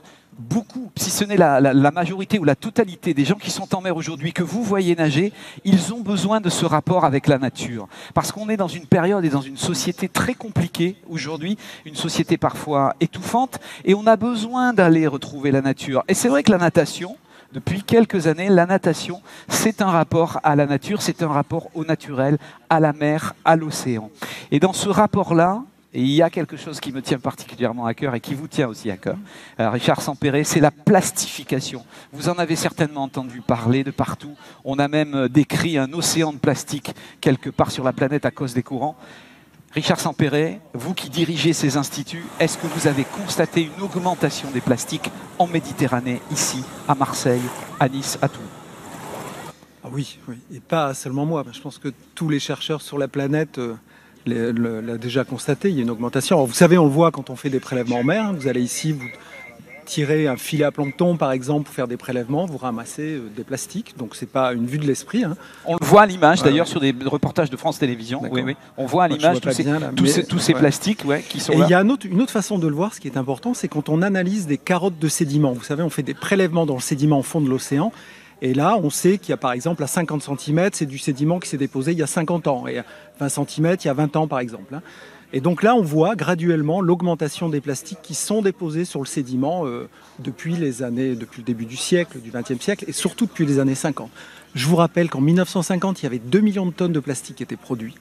À l'heure actuelle, on en est à 300-400 millions de tonnes qui sont produits. Et on va vers les 600 millions de tonnes pour les années 2020, 2025, ça paraît fou, ce que vous dites. Ça paraît fou ce que vous nous dites là. Et plus de 50% a été produit depuis les années 2000. Donc on parle beaucoup de limiter les plastiques, c'est un fait, mais la réalité est là, c'est qu'on continue à avoir une production très forte. Richard Sempéré, puisque vous dirigez ces instituts, ce sera peut-être la dernière question. Est-ce que vous avez la capacité de freiner ces industries, de freiner et j'allais dire, d'influencer un petit peu le système, parce qu'on sait que tous les aliments sont mis dans des plastiques aujourd'hui quand on les achète, etc. Est-ce que vous pouvez influer sur cette plastification, ou alors vous dites, non, j'y arrive pas? Vous savez, notre rôle à nous, chercheurs, c'est déjà de mettre en évidence de manière fiable de nous faire prendre conscience, oui, d'accord. Que ça ne soit pas de la communication uniquement, donc on produit des résultats qui montrent la réalité des plastiques qui sont partout et qui sont aussi dans la chaîne trophique, c'est-à-dire du plancton jusque dans les poissons. Mais il y a une autre chose qu'on peut faire, c'est communiquer avec toutes les autres expertises, les gens du métier académique qui travaillent, je vous le disais, sur des procédés pour limiter la production de plastique. Parce qu'on n'y arrivera que si on arrête la production, ça c'est clair, ou si on les remplace par d'autres matériaux, polymères qui sont dégradables, compostables, et si on arrête de les déverser dans l'océan avec différents procédés. Donc il faut travailler en commun. Donc notre premier métier, c'est de mettre en évidence de manière fiable et ensuite de communiquer pour trouver des solutions. Merci en tout cas de votre action. On rappelle donc que vous êtes directeur de l'Institut des sciences de l'océan pour pour l'Université d'Aix-Marseille. Merci pour vos travaux et évidemment, dans les journaux de France 3, Provence-Alpes-Côte d'Azur, on viendra suivre ces travaux parce que c'est quelque chose qui tient à cœur vraiment quand on sait que l'océan peut être rempli de plastique et de nanoplastiques, parce qu'on n'a pas eu le temps d'expliquer, mais ça se dégrade en nanoparticules et c'est ça qui est très dangereux. Merci d'être venu sur le plateau de France 3 pour expliquer cela. Moi, j'ai envie de vous donner des infos et pour vous dire que c'est Frédéric Romera qui est passé en tête, voilà, ce que l'on sait donc sur les concurrents que l'on voit, que Rémi le réalisateur nous montre de temps en temps, que l'on voit bien ici donc à partir d'images de drones et de nos équipes qui sont sur les bateaux. Coralie, un petit commentaire, Coralie, sur ce groupe et sur Frédéric Romera qui essaie entre les bouées là de prendre la tête. Oui, on voit que depuis son attaque tout à l'heure, il est resté en tête. C'était un petit groupe de 5, il y a le 5e qui commence à lâcher un petit peu. Ouais. Donc voilà, là maintenant, ça va être résister à ce rythme un peu plus élevé et c'est celui qui va résister jusqu'au bout. Dites-moi, Coralie, c'était votre favori? C'est celui qui a la combi c'est celui qui a la combi sans les bras là? C'est celui qui a la combi sans les bras et qui a été interviewé par Frédéric avant le début de course. Tout à l'heure, donc effectivement pour l'instant il est en tête, on va le retrouver avec Fred dès qu'il sera sur la plage et on va retrouver Frédéric Soulier, puis d'histoire et puis de géographie évidemment. Frédéric, un petit peu sur les calanques aussi? Oui, un petit mot sur les calanques. Alors juste avant d'aborder les calanques, juste derrière, là, vous voyez qu'il y a, donc j'ai parlé de cette base nautique du Roucas Blanc où nous sommes. Eh bien, il faut savoir qu'il y a une source chaude. Voilà, il y a une source d'eau chaude à 21 degrés qui coule naturellement, qui est contre le rocher. Alors il y a un hôtel qui a été construit un petit peu autour. Donc ça, c'était la petite anecdote. Et en effet, on vient d'en parler des problèmes environnementaux. Donc parmi les outils très importants, c'est le parc naturel, le parc national des Calanques, qui existe depuis une dizaine d'années et qui évidemment protège, et c'est le seul parc urbain, puisqu'on touche la deuxième ville de France, évidemment.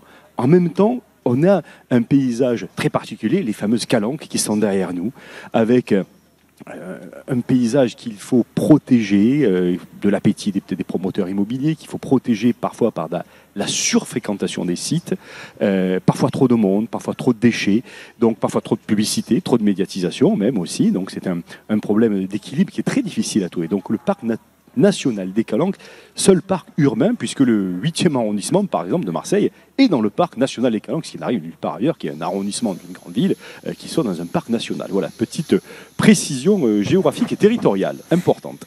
Merci Frédéric. On va se dire que les premiers concurrents vont arriver maintenant dans probablement 10-15 minutes, notamment Frédéric Romera, qui est donc en tête et que l'on voit ici à l'image avec Quentin Duc qui est juste derrière. Et on rappelle aussi à tous les téléspectateurs qui essaient de voir leurs familles, leurs amis sur ces images et qui nous suivent sur l'ensemble de la région PACA, notamment sur la télévision, mais aussi sur notre site internet paca.france3.fr. Eh bien, on va dire qu'il y a des centaines de concurrents qui sont à l'arrière. Nous, les caméras pour l'instant sont sur les concurrents de tête, mais il y a beaucoup de concurrents valeureux et de concurrentes aussi, puisque il y a beaucoup de femmes qui sont engagées. On les verra tout à l'heure, donc à l'arrivée, mais pour l'instant, on est sur les concurrents de tête. Je voudrais qu'on dise un mot avec vous, Coralie, aussi sur Martigues et sur l'entraîneur Philippe Lucas, parce que j'ai vu en matière de natation que Charlotte Bonnet avait décidé avec son compagnon, je crois, avec Jérémy, d'aller finalement rejoindre Philippe Lucas. Ils vont quitter Nice et Fabrice Pellerin et ils vont aller rejoindre Philippe Lucas qui est arrivé à Martigues avec un objectif, c'est de préparer des concurrents justement sur de la natation en eau libre. Alors est-ce que c'est compatible? Est-ce qu'on peut à la fois avoir un pôle de préparation pour la compétition en eau libre et natation en mer avec Charlotte qui arrive pour des sprints finalement sur 200 ou sur du 100 mètres? Oui, je pense que c'est compatible. Je pense que Charlotte et Jérémy ont bien discuté avec Philippe Lucas pour arriver à cette décision. Et c'est vrai que Philippe, il a des très très bons résultats et surtout en eau libre. Mais il a déjà montré plus d'une fois qu'il a aussi les capacités d'amener des nageurs de piscine, de bassin et notamment des sprinteurs à faire des belles performances. Donc je pense que c'est un nouveau défi que vont relever à la fois Philippe et Charlotte et Jérémy et que c'est très courageux et que c'est très bien. De toute façon, dans une carrière, c'est difficile de de quitter un entraîneur, du coup, surtout que Charlotte, ça faisait 10 ans qu'elle était avec Fabrice. Ouais. C'est difficile, donc ce sont des choix des fois qui sont amenés à vous et qu'il faut prendre. Et c'est courageux et il faut toujours aller de l'avant. Est-ce que ce sont des choix que vous avez dû faire, vous aussi, à un moment donné dans votre carrière? Vous avez changé d'entraîneur, changé de club, et vous êtes notamment venu à Antibes avec Franck Esposito? Oui, ben, c'est un choix que j'ai dû faire aussi. Ça faisait 10 ans que je m'entraînais avec le même entraîneur, Frédéric Barral. Donc voilà, à un moment donné, il faut se remettre en question, essayer de voir par quels moyens on peut toujours continuer à progresser, qu'est-ce qu'il faut changer, de quoi on a besoin, parce que les attentes diffèrent aussi, hein, et les besoins changent selon notre évolution. Donc voilà, ça m'est arrivé et ça arrive à tous les sportifs. Donc c'est très bien de sortir de sa zone de confort aussi.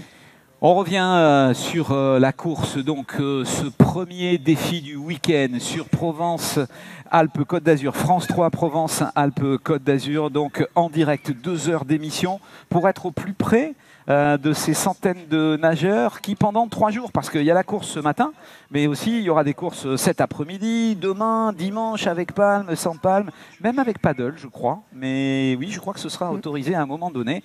Coralie a dit tout à l'heure qu'il y avait aussi des nageurs avec tuba, donc il y a différentes catégories, différentes possibilités. En tout cas c'est un rapport à la mer, un rapport à la nature, se mesurer aussi, et comme le porte le nom de la course finalement, c'est un défi d'essayer de voir si sur 5 ou 6 km on est capable de tenir la distance et d'arriver ici sur la plage du Roucas Blanc, donc d'arriver ici après pour les premiers que vous voyez, donc pour Quentin Duc ou Frédéric Romérin qui font partie du groupe de tête, pour les premiers aux alentours probablement d'1h20, hein, on va voir exactement 1h20, 1h25, et puis pour les autres, eh bien, ce sera 1h45 ou 1h50. Frédéric Soulier, on va essayer de vous retrouver en direct, donc vous êtes aussi sur les lieux de l'arrivée, sur la plage. Frédéric, est-ce que vous les voyez déjà ou c'est encore trop loin? Parce qu'en effet, vous l'avez dit, hein, un nageur ou une nageuse, c'est quoi? C'est juste une toute petite tête, c'est un ballon à peine qui est dans la mer. Et ils sont un petit peu loin derrière nous sur la mer. On les distingue pas encore le long de cette corniche. On voit les bateaux accompagnateurs et les bateaux de sécurité, bien sûr, qui les accompagnent. On est encore un petit peu loin, je pense qu'il y a encore une bonne quinzaine de minutes, une 10-15 minutes de nage avant d'arriver. Frédéric, je me tourne maintenant vers Coralie. On voit qu'il y a une nette cassure, forcément, entre les premiers qui sont quasiment des pros, des habitués, et puis la centaine d'amateurs derrière. Moi, je voudrais qu'on revienne sur l'entraînement, Coralie.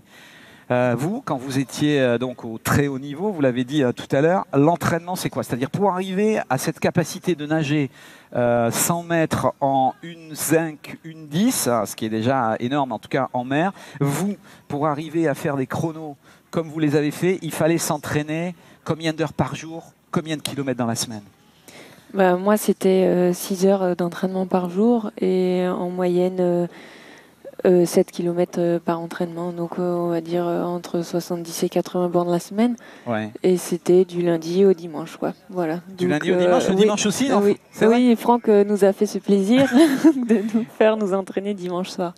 Voilà. Ah, carrément, ça s'entraîne le dimanche aussi, parce qu'autrement, on répète ça aussi pour les téléspectateurs, mais dès qu'on s'arrête quelques jours, on perd les muscles, on perd la sensation presque d'ailleurs. C'est ça, parce que c'est un sport de sensation, hein, comme on le disait au début, et c'est vrai que nous, c'est assez ingrat de ce côté-là. Si on s'arrête de nager une semaine, on met 2 semaines à retrouver nos sensations. Donc c'est vrai que l'objectif, c'était de s'arrêter le moins longtemps possible.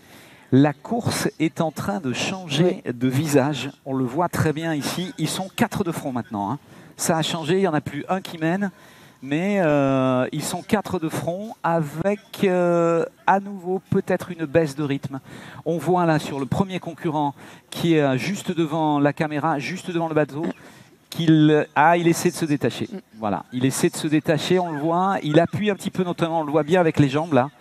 Il a un battement de jambes qui a et de suite les concurrents. Regardez, on le voit très bien. Ouais, de suite, on le voit très bien. C'est un petit peu finalement comme en vélo, comme pour le Tour de France, hein.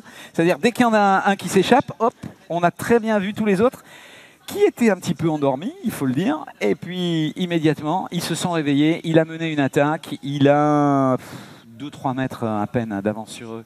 Donc c'est rien du tout. Et en même temps, on peut aussi déterminer qu'ils sont un petit peu fatigués. Parce qu'on voit que dans le rythme, ils vont chercher beaucoup plus souvent la respiration. Et on voit qu'également, ils vont souvent sortir la tête pour savoir où aller. Même s'il y a le bateau à côté d'eux, on voit qu'ils sont un petit peu perdus pour essayer de faire le moins de distance possible, hein, parce que c'est ça qui est important. Oui, exactement. L'objectif, c'est de garder son cap le mieux possible, parce que en plus, si on s'éloigne du cap et que les autres nageurs, eux, ont gardé le cap, même si on est devant, on peut se faire dépasser comme ça. Donc l'objectif, c'est vraiment d'optimiser la course à ce moment-là. Vous regardez donc en direct cette course, ce défi Monte Cristo. 6 km de natation. Ils sont probablement rentrés dans le dernier kilomètre pour les premiers, je le pense en tout cas dans les derniers 1500 derniers mètres. Il ne fait pas très beau sur Marseille aujourd'hui, peu importe, la mer est calme à nouveau, alors que tout à l'heure il y a eu quelques petites rafales de vent avec du clapot et ils avaient le vent de face à nouveau. Ils sont en train, ah ben si, regardez là quand même, on voit déjà. On voit qu'ils sont à notre approche. Maintenant, on le voit bien avec ces images de drone. Donc, ils ne vont plus arriver dans très très longtemps.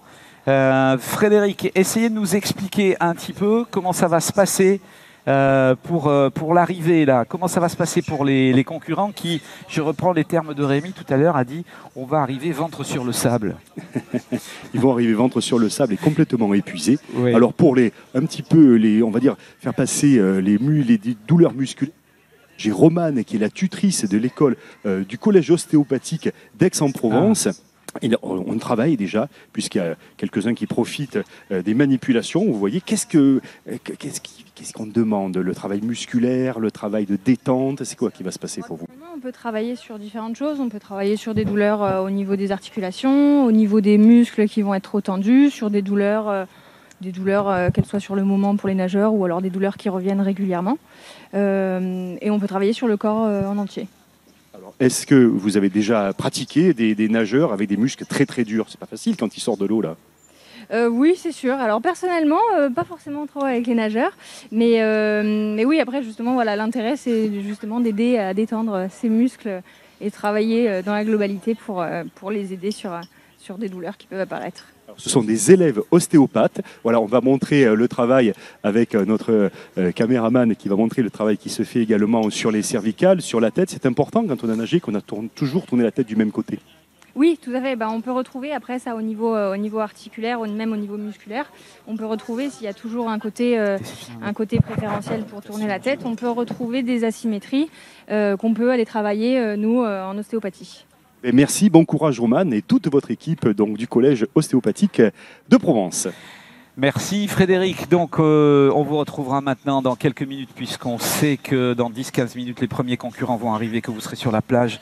Donc pour cette arrivée, on se retrouve donc en tête de la course. On va m'apporter peut-être immédiatement, voilà les concurrents qui sont en tête. On dit que c'est Mathis Follin. On a parlé de Quentin Duc, on a parlé de Frédéric Romerin. Dans le groupe de tête que vous voyez actuellement, il y a également Mathis Follin qui est pointé en première position donc, dans ce groupe-là. Et il y a Frédéric Romerin qui est en deuxième position. Donc ça va se jouer en tout cas entre ces 5 nageurs-là. Voilà, Frédéric Romerin, Mathis Follin et puis Quentin Duc qui sont en tête de la course.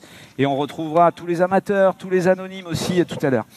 Un petit mot avec Coralie quand même aussi pour parler des Jeux Olympiques. D'abord pour dire que la natation en eau libre, c'est une discipline des JO, oui. Ça c'est sûr. Mais malheureusement pour dire aussi Coralie qu'en matière de compétition en eau libre, comme en matière de compétition en bassin, la natation française cette année à Tokyo, c'était pas vraiment ça. C'était un peu compliqué. Après, faut pas oublier de remettre les choses dans leur contexte. Hein. Les JO devaient avoir lieu en 2020. Les nageurs d'eau libre sont qualifiés un an avant. Les nageurs de bassin non, mais c'est vrai que on est programmé en fait pour accueillir, pour être prêt pour les Jeux Olympiques tous les 4 ans. Ouais, voilà. Ouais. Et là d'avoir reculé d'un an, la préparation est difficile, les piscines étaient fermées. les entraînements et de se maintenir dans une condition physique optimale, c'était aussi compliqué, une condition psychologique aussi, parce qu'il y avait beaucoup d'incertitudes. Donc les nageurs français, tous les autres sportifs aussi, ils sont arrivés avec beaucoup de fatigue psychologique et pas un entraînement physique optimal. Mais c'est vrai qu'on sent quand même qu'il y a un renouvellement de génération, mais je pense que les nageurs de l'équipe de France de natation seront prêts pour Paris 2024. Alors, à votre avis, donc c'était peut-être difficile pour Tokyo, mais pour Paris, ça va être possible. On va avoir plein de médailles. Oui, ils vont arriver à maturité. Et oui, j'ai confiance. Ce sont des jeunes. On a quand même un nageur qui a fait 4e au 100 mètres nage libre. Ça, il ne faut pas l'oublier, c'est assez extraordinaire sur la course Rennes. Ouais. Et on a eu des belles finales aussi, des records personnels. Sur le papillon, par exemple. Ouais. Léon Marchand, oui, qui est très jeune, hein, je crois. Sur le 404 nages. 404 nages, qui est très très jeune. Et effectivement, on se dit que ces nageurs étaient jeunes et qu'il y avait eu tout l'épisode Covid. C'est très compliqué. Mais Coralie nous dit, Paris 2024, ça va être pour les Français. Je voudrais juste en profiter parce qu'on a fait un sujet sur lui. S'il nous écoute aujourd'hui, Florent Marais, qui est un nageur handisport qui s'entraîne à Antibes et qui a eu donc dans les compétitions paralympiques de Tokyo, qui a eu la médaille de bronze. C'était au sando pour Florent Marais. Bravo à Florent aussi parce que c'était très compliqué. Vous parliez du Covid. Florent nous expliquait que pendant la préparation de la compétition, il était enfermé dans sa chambre, il n'avait pas le droit de sortir, faisait un test tous les jours. C'était très compliqué. Donc bravo à tous ces athlètes et bravo notamment aux nageurs donc en eau libre, aux nageurs en Méditerranée, aux nageurs du défi Monte Cristo qui sont en train d'arriver, qui vont arriver dans pas longtemps. Donc ici sur la plage du Rocas Blanc. J'ai vu tout à l'heure que Rémi, le réalisateur, pouvait nous mettre à l'image le classement des 5 premiers. Je l'ai vu apparaître tout à l'heure à l'image. Rémi, est-ce que c'est possible à nouveau d'avoir le classement, notamment avec Clément Rétoré? Voilà, impeccable. Merci beaucoup. Vous voyez donc en direct Mathis Follin, Frédéric Romera, Clément Rétoré, Quentin Duc donc, et Charles Morin, qui sont les nageurs dans le groupe des 5 de tête qui se sont détachés depuis le début. C'était compliqué pour nous de vous donner la position de ces nageurs en début de course parce qu'il y a des liaisons satellites qu'il faut rétablir. Avec ce temps-là, c'était pas évident. Mais maintenant, c'est sûr, ils sont là, ils vont arriver dans très peu de temps. Passage de la dernière bouée. Coralie, qu'est-ce qui se passe dans la tête là actuellement? C'est le dernier kilomètre, ils sont les 5 côte à côte, rien n'est joué?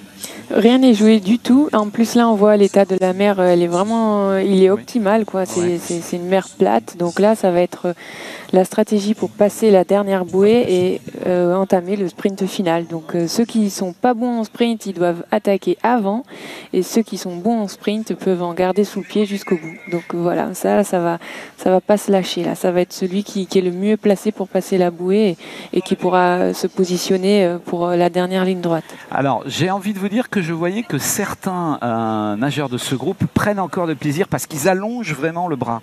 On parle d'allonger le bras en crawl comme ça, et on a vu que certains gardaient un beau mouvement, j'allais dire, ils ne sont pas précipités dans le mouvement. Ça veut dire qu'ils en ont encore sous le pied et que peut-être il va y avoir un sprint à l'arrivée.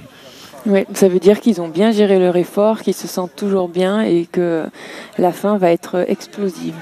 La fin va être explosive et c'est Frédéric Soulier qui va nous la faire vivre, cette fin explosive. Fred, on vous retrouve sur la plage. Fred, qu'est-ce qui se passe? Ça y est, on les voit arriver ou pas? Alors, je suis sur la digue précisément pour observer justement cette arrivée. Le trio de tête sans problème. Derrière, les poursuivants, on va dire, on a des échappées à 30-50 mètres à peu près des derniers.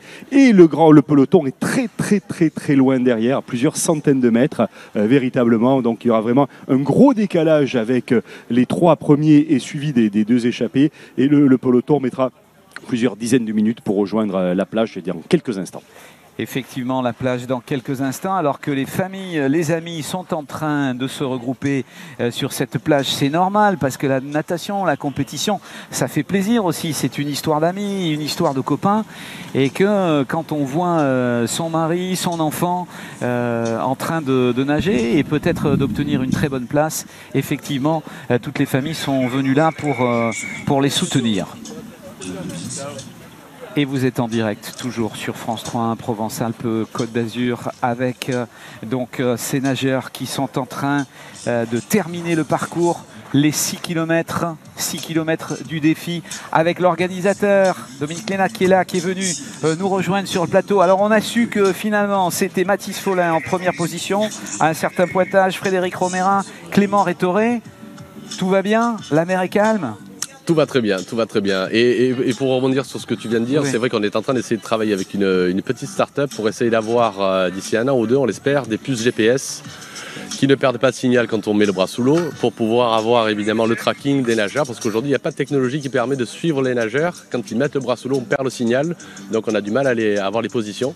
Donc il faut coupler la technologie GPS et à la fois 4G. Et on est en train de travailler là-dessus, et donc on pourra, j'espère, peut-être dès l'année prochaine ou dans 2 ans, pouvoir suivre chacun chez soi, pour ceux qui ne sont pas dans le village, le tracé, voir où est son conjoint, sa conjointe, en quelle position et autres. Donc, chez soi, en appli, n'importe où en France ou en Europe, on pourra savoir. C'est le projet, on est en train de bosser là-dessus. Qu'est-ce qui se passe pour le nageur? Et vous le voyez à l'instant, les nageurs viennent de contourner la dernière bouée. Et au passage, on nous a dit que c'était Clément Rétoré qui était en tête. Clément Rétoré qui était donc en tête. Une petite colle posée à l'organisateur. Est-ce que de mémoire, vous avez le chrono du mois de juillet, puisqu'on rappelle aux téléspectateurs et aux internautes qu'il y a eu une édition en juillet donc de la Monte Cristo. Les premiers avaient tourné en combien? Les premiers, non, c'est pas une colle, c'est moi qui vais te poser une colle, parce qu'en fait en juillet c'était un 5 km et là on est sur un 6 km. Donc on était 5 km en moins d'1 heure. En moins d'1 heure? En moins d'1 heure pour les premiers, ouais, ça tourne en général entre 54-58 minutes, donc ça va très vite. Ah bah oui, ça allait quand même super vite. Voilà, là on a des nageurs, c'était Axel Raymond et ses compères qui avaient mené la danse toute la matinée avec Jules Rémy, donc voilà, des spécialistes au libre. Et là, donc, de toute façon, là, on est sur un beau chrono. On doit être aux alentours d'une heure, 1h10, 1h15, je pense. 1h14. 1h14. 1h14, ça va être un chrono énorme. Et je vous dis une chose, Frédéric, c'est que la régie me dit dans les oreillettes que c'est Quentin Duc maintenant qui apparemment serait en tête. Mais comme l'a dit Coralie, rien n'est joué. Rien n'est joué parce que vous voyez que... Ça peut être un très beau sprint final. Ouais, ça va être vraiment un sprint final que l'on va suivre avec vous, Fred. Peut-être que vous les voyez vraiment carrément, parce que nous, on les voit par drone, on les voit par bateau, là, sur l'écran de contrôle. Vous les avez en visu là, très clairement? Oui, je les ai en visu, bien sûr, mais alors il y a eu une petite collision entre 2 nageurs, me dit-on, mais c'est grâce à notre script extraordinaire, Émilie. Mais là, je ne peux pas savoir lequel des deux. J'ai l'impression qu'ils jouent la gagne entre Quentin et Clément. Qui a cet esprit de compétition, et c'est ça qui est formidable dans cette course aussi, c'est qu'il y a un esprit de compétition avec le sprint final, voilà, et ça c'est beau. Et là c'est pas gagné. On voit sur les images en plan large qu'effectivement il n'y en a plus que 3 de front et que 2 autres nageurs, puisque c'était un groupe de 5 en fait. Voilà, et là Coralie, ils mettent les watts. Là, ils mettent les watts et c'est parti. Il y en a 2 qui sont détachés aussi. Il y en a 2 qui sont détachés. Eux, ils ont nagé ensemble vraiment toute la course. Je pense qu'ils ont l'habitude de s'entraîner ensemble. Ça a l'air d'être 2 copains, donc ça va se jouer à la touche. Ça va se jouer à la touche. Dans les dernières je dis à l'organisateur qu'il a l'écran de contrôle. Là, vous avez l'écran de contrôle. Frédéric, on va aussi vous donner la parole pour nous faire vivre l'arrivée. Oui, ça se joue apparemment entre Quentin et Clément. Mais entre Quentin et Clément. J'ai l'impression que c'est vraiment très serré. De ce que je vois, c'est que ça peut se jouer dans les... Allez, il reste quoi, une cinquantaine de mètres. Coralie, est-ce qu'on se trompe ou c'est Frédéric Romérin qui est en train de revenir? C'est bien lui, c'est bien lui. Il revient, j'ai l'impression qu'il revient, Frédéric Romérin. Oui, il revient, Frédéric Romérin. Frédéric Romérin, attention. Quelle arrivée de tiercé fabuleuse. C'est un spécialiste. Il a choisi une autre trajectoire un petit peu, donc... Mais oui, comme le disait Coralie, ça va se jouer à la touche. C'est-à-dire que là, ils vont arriver dans un mouchoir de poche, ils vont se monter dessus quasiment à l'arrivée pour pouvoir taper. Non, mais vous allez voir. Carrément. Ouais. On se demande où ils vont trouver l'énergie pour, sur les derniers mètres, vraiment, ça bastonne, c'est le cas de le dire. Et pour arriver à toucher, à taper le premier... c'est incroyable. Alors, on le commente avec Coralie. On voit que ça bastonne, notamment au mouvement des jambes. Parce que là, ils ont mis des jambes. Ils ont mis des pieds. En comparaison à toute la course, là, ils ont mis les jambes. Là, ils donnent tout ce qu'ils ont. Là, ça brûle dans les bras, dans les jambes, dans les poumons. Ça brûle partout. La bouche, elle a le goût d'eau de mer. Enfin, il n'y a rien qui est facile. Là, ils ne doivent plus rien y voir dans les lunettes. Donc, c'est vraiment sauf qui peut, on y va. Ça sent l'arrivée. Il faut tout donner. Mais qu'est-ce qu'elles sont dures. Qu'est-ce que c'est dur. Oh là là, ces derniers mètres, ils sont terribles. C'est dur au bout de 6 km surtout quand même, parce qu'il faut rappeler qu'ils ont nagé 6 km avec peut-être là, du coup, moins de notion de sprint entre tous les trois. Il y en a un qui s'est détaché là. Hein. Oui, il y en a un qui s'est détaché, donc je pense que la victoire va lui revenir s'il reste comme ça. Allez, on est sur 1h17 et 45 secondes pour l'instant. Ça sent le 1h18 pour l'arrivée, ça. Allez, Frédéric, on vous laisse l'antenne pour nous faire vivre cette arrivée. Alors, c'est l'arrivée. Il y a de l'enthousiasme déjà, ce qui est formidable. Il y a un enthousiasme, voilà. Même si on est vendredi, on est en semaine, bien sûr, c'est pas la grande foule. Alors là, c'est clair, il y a un tiercé. On va voir le gagnant, tout simplement, à l'arrivée du tiercé. Là, le bonnet est touché. Et c'est... Hop, il arrive. 2. Alors, le 186 est le deuxième. Et le 138 est le troisième. Donc, est-ce que vous pouvez nous confirmer l'identité, Frédéric? Qui a gagné? Peut-être leur demander directement. Je vais avec les bonnets, c'est compliqué. Les pieds dans l'eau, tout simplement. Hein. Ouais. Voilà. Mettez les pieds dans l'eau, Fred.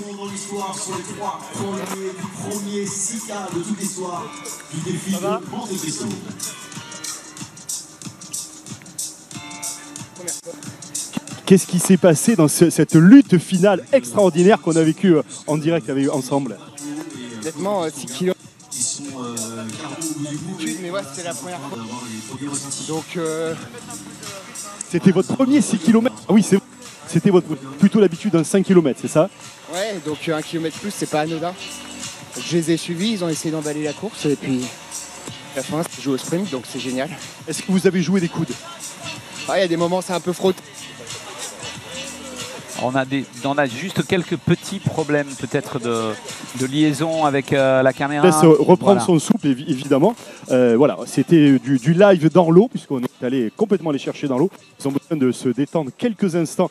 Voilà, il y a quand même du sourire. Hein. Alors, il y en a un là, c'est le Lyonnais, c'est ça. Frédéric.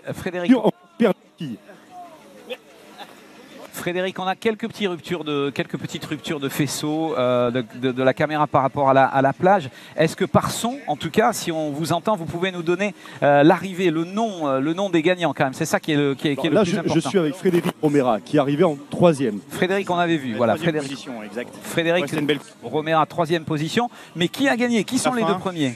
J'ai essayé de relancer. C'est bon, c'était fort derrière, donc c'est revenu et puis voilà quoi. Alors, il est blessé quand même, hein. Il a eu un souci au pied. Oui, le 4 juin. Voilà. Bon, la natation, c'est très bon pour la rééducation, donc j'en profite. Il a fait sa thalasso naturelle. Promettre, il y a les kinés, les ostéos qui vous attendent. Hein. Oui, Frédéric, je reviens vers vous si vous m'entendez. On a quelques petits problèmes de liaison avec donc les faisceaux, parce qu'il y a beaucoup de faisceaux, évidemment, dans la manifestation sportive. Est-ce que vous pouvez nous dire... Quentin, le gagnant est avec moi. Voilà, excuse-nous. Quentin Duc est le gagnant. C'est pas facile, il y a beaucoup de monde, beaucoup de caméras, beaucoup de... Voilà. Quentin Duc est le gagnant. Ouais, Quentin Duc, il est là, ouf, il respire, voilà. Et Clément Rétoré, c'est le deuxième? C'est ça? Ou c'est Mathis? Hop, pardon, alors...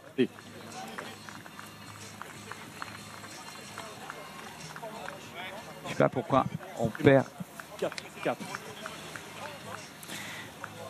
Oui, je crois Frédéric, on a vraiment quelques soucis de liaison son. Donc en tout cas, Frédéric, on a compris, vous nous avez... C'est Mathis qui est le second. Mathis Follin qui est le second, d'accord. Ça va, il a le sourire, il a fait 6 km, il n'est pas fatigué, c'est extraordinaire.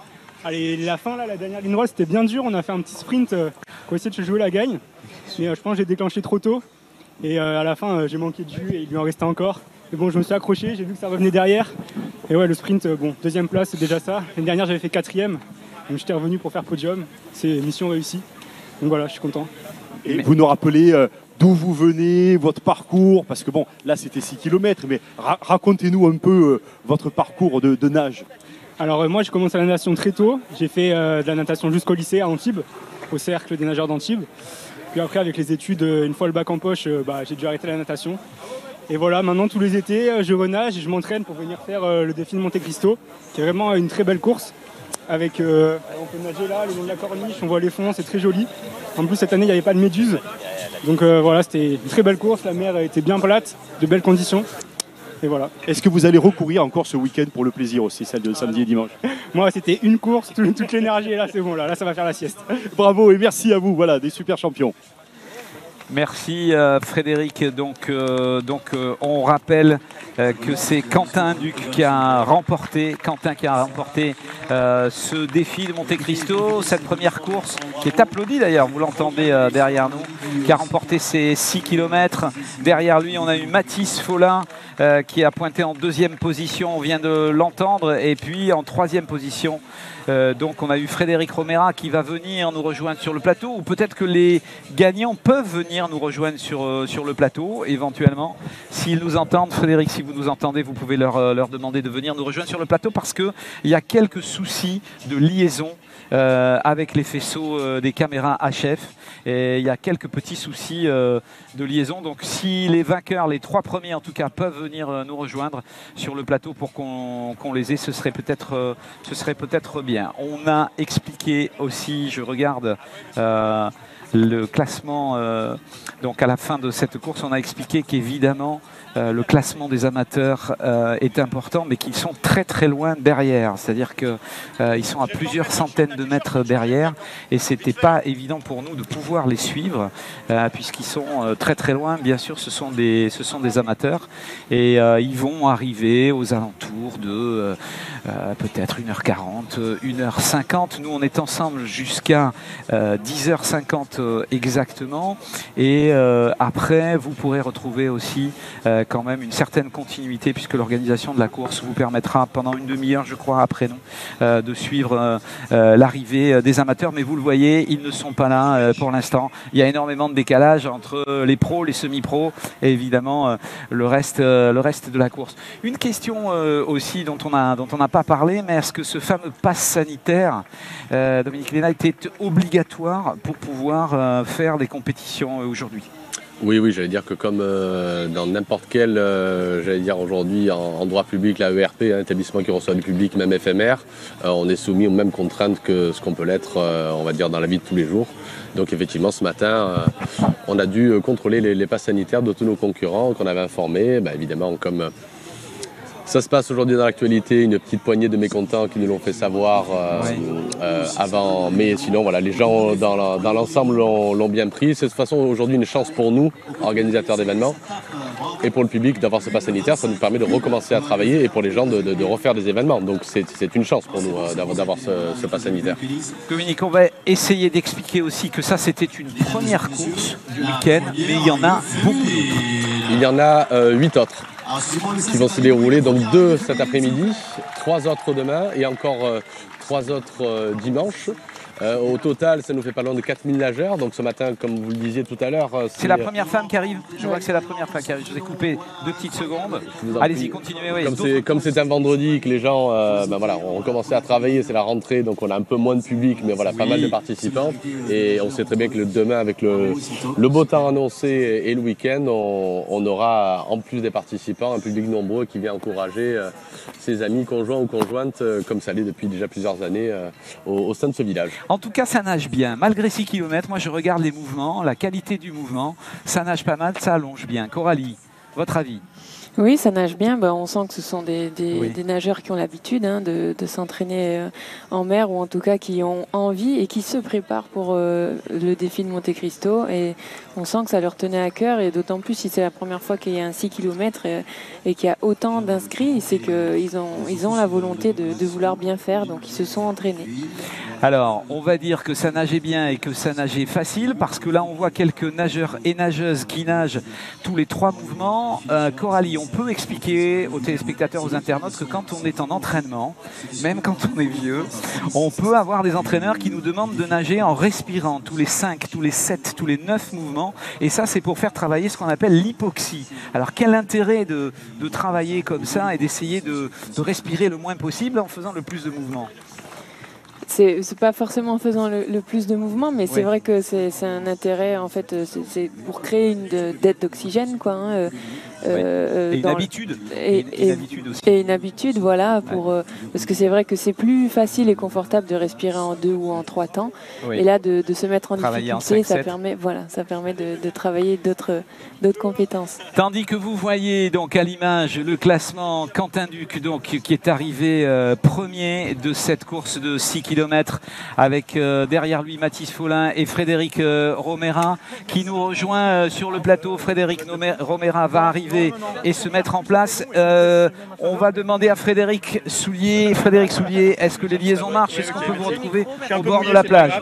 Tout à fait. Je suis avec la première féminine. C'est Ludivine Blanc, que connaît bien Coralie Balmy, parce qu'elles ont nagé ensemble. Première féminine, bravo déjà. Je crois que les autres sont vraiment très loin. Alors, elle est de Montpellier, mais en fait, vous nagez pour quelle ville? Je nage pour Sarcelles Natation. Et là, je suis venue avec Nage Évasion. Donc c'est un peu compliqué, mais voilà, je fais un peu tout ça. Comment vous l'avez senti ces 6 km?